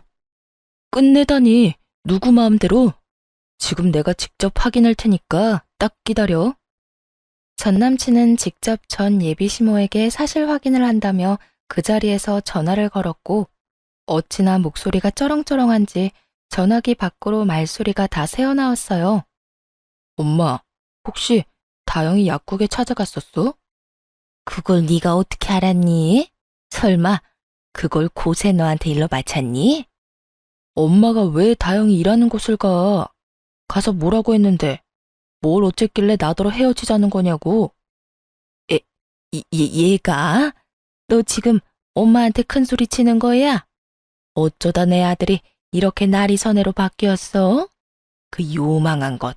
남자 구슬리는 능력도 가지가지네. 걔랑은 깔끔히 헤어져. 불려시도 그런 불려시가 없더라. 헤어지라니 엄마까지 왜 이래? 내가 진짜 엄마 때문에. 됐어. 끊어. 전 남친은 통화를 마친 뒤 죄인이라도 된 양 억울하고 불쌍한 표정을 지었어요. 자신의 엄마가 어떤 행동을 했을지 자기도 짐작이 갔던 거겠죠. 저는 제 말이 사실임이 증명되었으니 더 할 말도 없다며 전 남친을 뒤로 한 채 가려고 했어요. 그런데 무슨 할 말이 여전히 많은 건지 저를 붙들고는 언제 화를 내냐는 듯 제게 고개를 조아리며 미안하다고 다시는 이런 일 없을 거라며 빌더라고요. 미안해 다영아. 내가 이렇게 사과할게. 우리 엄마가 한 말은 그냥 잊어. 앞으로 다시는 엄마가 그러지 못하도록 할게. 그러니까 마음에 담아두지 말고. 응, 안 그래도 그럴 참이야. 헤어지는 마당에 뭐하러 전전긍긍하겠어? 영양가 없는 언행이 나한테 무슨 의미라고. 우리 부모님 직업 운운할 때 진작 정리했어야 했는데 그러지 못한 게 아쉬울 뿐이야.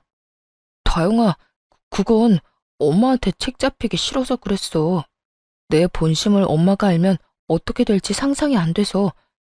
나 아직 너 사랑해. 아니, 나는 너라서 결혼하고 싶었다고. 전 남친은 엄마한테 책 잡히는 게 싫어 저를 향한 마음이 크다는 걸 숨기고 싶었다고 하더군요. 그래서 예비 시모가 결혼을 종용하는 걸 따르는 것처럼 보이기 위해 그런 대화를 주고받았던 거라고요.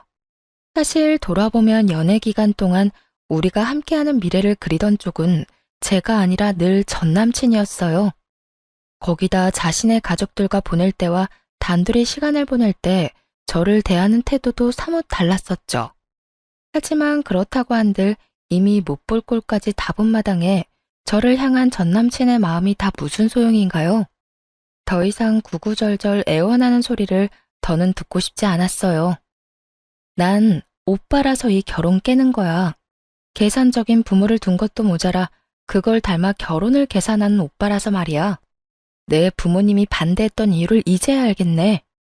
그렇게 구질구질한 이별을 한 후에도 전 남친은 장장 1년 동안 두어 달에 한 번씩 찾아와서는 평생 연애만 해야 한다며 그것만도 좋다며 다시 시작하자고 그렇게도 매달렸어요. 하지만 그런 전 남친을 거들떠보지도 않았어요. 그런데 가족들 앞에서 얼마나 시름시름 앓는 척을 했는지 헤어진 지 6개월쯤 지났을 무렵 그 망할 아줌마가 또 저를 찾아와 목소리를 높이더군요. 야, 너 내 아들을 어떻게 꼬셨길래 널 못 잊었다는 멍청한 소리나 하게 만들어? 그걸 왜 저한테 와서 물어요? 저도 아줌마 아들 때문에 골치 아프거든요. 못 찾아오게 단속이나 좀 잘해보던가. 뭐야? 이 요망한, 하필이면 볼품없는 부모를 둔 너와 연애하는 바람에 너 같은 것을 닮아버려서 이 모양 이 꼴이 난 거 아니야? 애초에 너랑 엮이지만 않았어도 이미 우리 수준에 맞는 며느리를 맞았을 텐데. 이 독약 같은 것, 이 징글맞은 것. 한참을 제게 모욕해대는 전 예비 시모를 두고 저는 전 남친에게 곧장 문자 한 통을 남겼습니다. 쇼하는 게 너로는 모자라디? 좋은 말 할 때 네 엄마 내 앞에서 치워. 그러는 사이 자신의 말을 듣는 신용도 하지 않는다고 얼굴에 핏대까지 세우고는 삿대질에 대며 노발대발했어요. 이 쌍스러운 것이 지금 내가 말하는데 너 뭐하니? 지금 날 마구 지저대는 개 취급이라도 하는 거야 뭐야? 잘 아시네요. 너무 시끄러워서 참을 수가 있어야죠. 곧 아줌마 아들 올 테니까 사이좋게 손잡고 돌아가시던가요. 제 말이 끝나기 무섭게 아줌마의 전화벨이 울렸어요. 아니나 다를까 쏜살같이 전 남친이 연락을 한 것이었죠. 핸드폰에 뜬 화면을 보고는 아연실색해서는 저를 한번 노려보고는 황급히 자리를 뜨더라고요. 다행히 전 남친이 그 이후 제 눈에 띄는 일도 없어졌고요. 그렇게 우리의 진절머리 나는 인연이 끝났다고 여기며 살았어요. 얽히고 설켰던 그때가 다 꿈인 것처럼 느낄 정도로 평안하게 말입니다. 저는 그 후 참 많은 변화가 있었어요. 일자리를 옮겼고 또 진정으로 좋은 사람을 만나 결혼까지 하게 되었죠. 어떤 사람이기에 파혼하고 2년 만에 결혼했나 싶으실 거예요. 전 예비시모가 제가 일하는 약국에 찾아와 난동 피울 때 싸움을 말려주던 남자 의사 기억하시나요? 네, 바로 그 사람이 저의 남편이랍니다. 전 남친과 관계 정리 후 마음 따뜻한 그 사람이 저를 참 살뜰히도 챙겨주었죠. 전 남친과 그의 가족들과는 달리 제 남편은 의사임에도 직업에 귀천을 따지지 않는 사람이에요. 그뿐일까요? 제 부모님의 직업을 훌륭하다 인정하고 존경하는 마음으로 대해주는 멋진 사람이죠. 이러니 제가 반하지 않을 수 있겠어요? 길지 않은 연애 기간에도 불구하고 저와 제 남편은 하늘이 정해준 운명의 실처럼 서로를 당겼고 그렇게 부부가 되었어요. 우리 부부는 대출도 없이 40평대 신축 아파트를 신혼집으로 정했어요. 그곳에서 깨가 쏟아지는 신혼을 보냈죠. 그렇게 행복한 날들을 보낸 지 넉 달쯤 됐을까요? 낯익은 한 나이든 여자가 엘리베이터를 열심히도 닫고 있더군요. 거울에 비친 그 여자의 얼굴을 본 순간 저는 소스라치게 놀랐어요. 그 여자는 저를 보고는 얼굴색이 파랗게 질렸을 정도였고요. 저와 만으로 2년 만에 마주치게 된 그 여자는 저와 하마터면 가족으로 지저분하게도 얽힐 뻔한 전 남친 엄마였어요. 아줌마가 여긴 어떻게... 네가 여긴 왜 있니? 이런 좋은 아파트에 무슨 볼일이 있다고 발을 다들여? 설마 그 천박한 재주로 나이 많고 돈 많은 남자라도 물었냐? 정말 여전하시네요. 천박한 건 제가 아니라 아줌마 입인 것 같은데요. 후회할 일 겪고 싶지 않으면 말 조심하세요.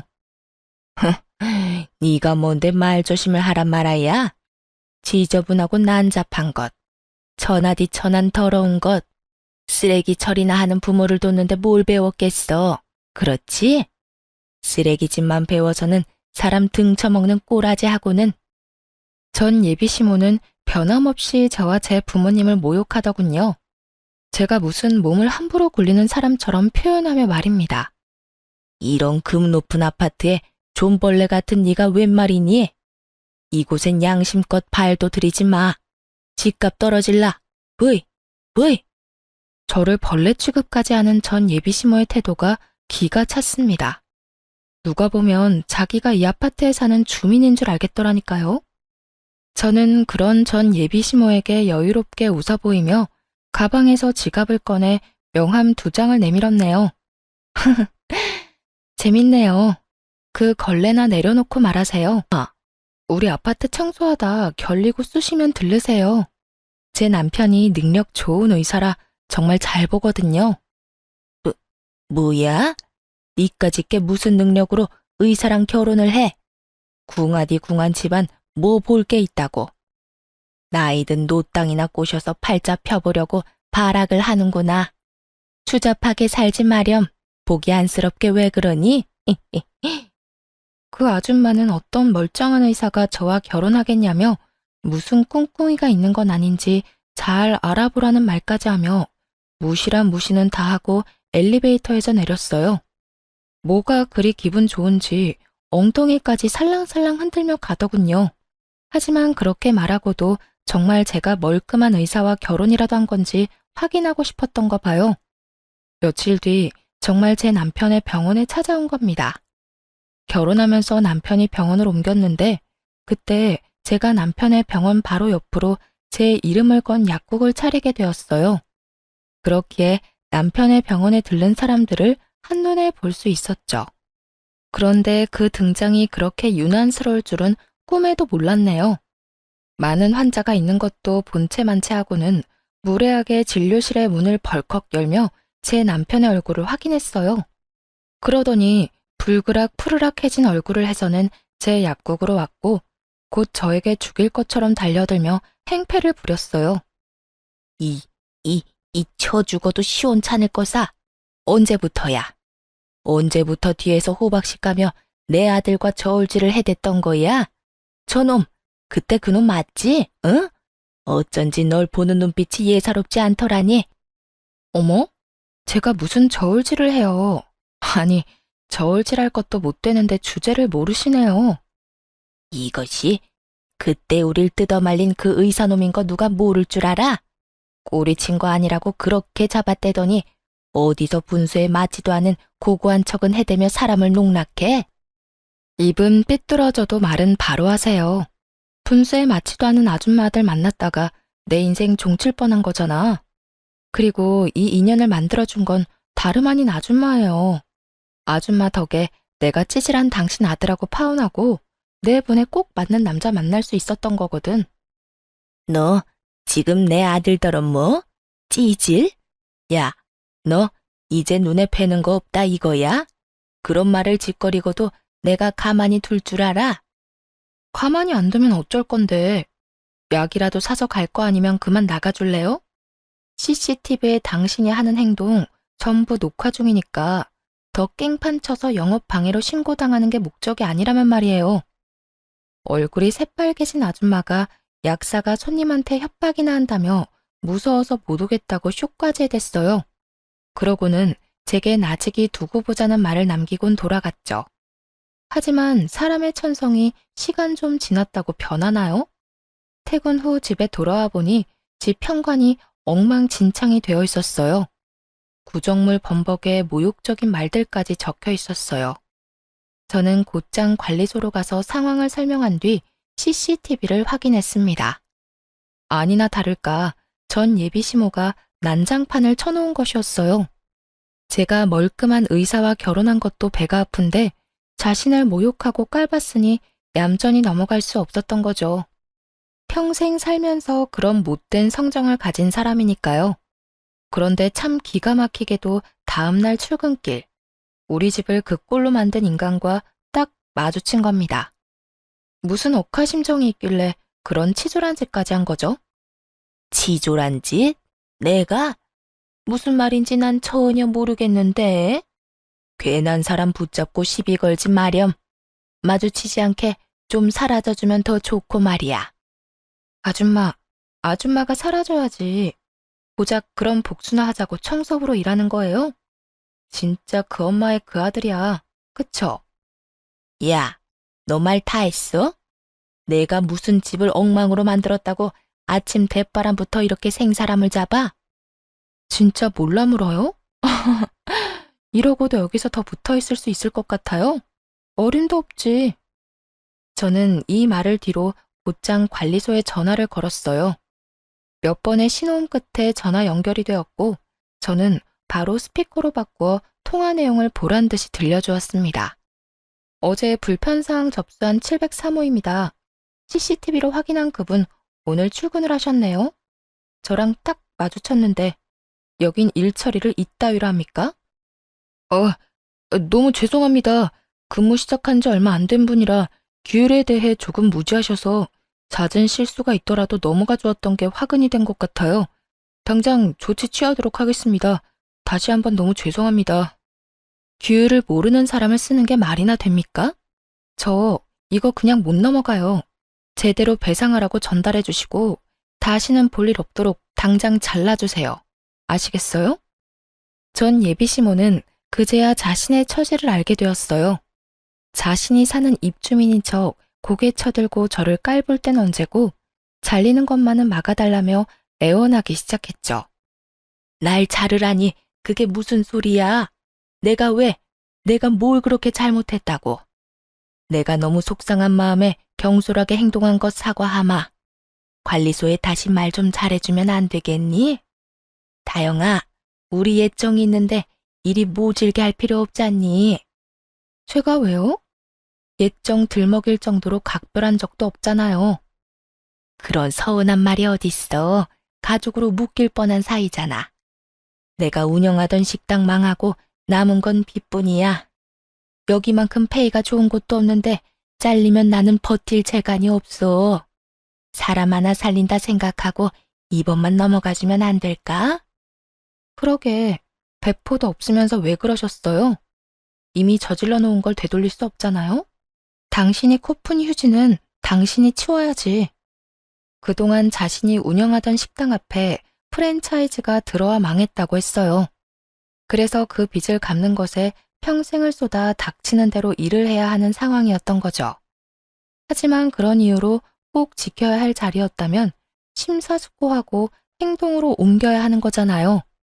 그 알량한 자존심은 어디로 갔는지 목구멍이 포도청이라며 제 바짓가랑이까지 붙들고 용서해달라고 끈질기게도 매달렸어요.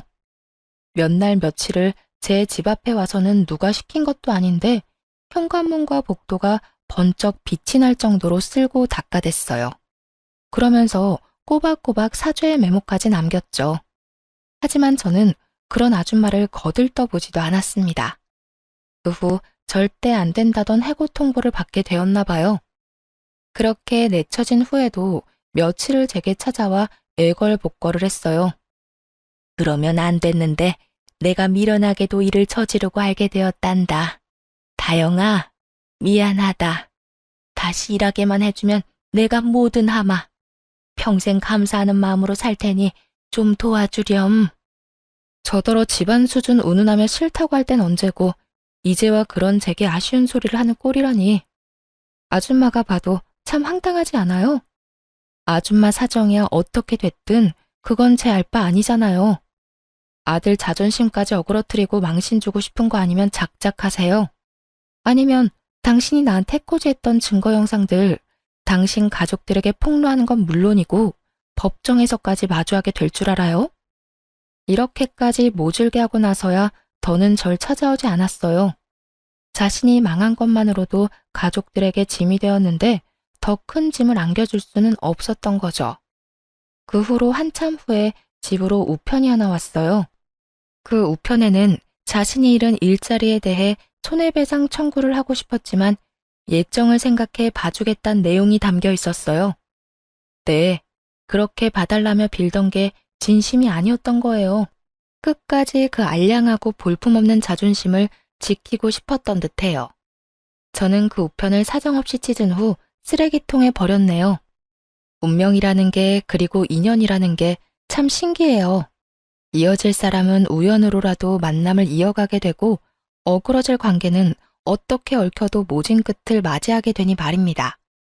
전 남친이 제 운명이라 믿었던 그 시절이 실은 진정한 운명인 지금의 제 남편을 만나기 위한 시련이었던 게 아닐까 하는 생각이 드네요. 그렇게 저는 예나 지금이나 미운 마음을 간직하진 않습니다. 다만 저를 미워하는 그 사람들이 마음을 비우고 자신의 인생에 집중하여 잘 살길 바랄 뿐이에요. 누군가를 미워하며 살다 가기엔 삶이 너무 가엾잖아요. 참, 환경미화원이신 제 부모님은 여전히 자부심을 가지고 일하고 계셔요. 제 남편은 그런 부모님의 건강을 살뜰히도 챙기고요. 온전히 저와 제 가족에게 열심을 다하며 사는 지금, 저의 오늘도 그리고 앞으로의 미래도 탄탄대로이지 않을까 늘 생각해요. 제 남편과 함께라면 어떤 역경도 잘 이겨낼 자신이 있거든요. 이런 마음 덕일까요? 저는 임신 4개월 차에 임산부가 되었답니다.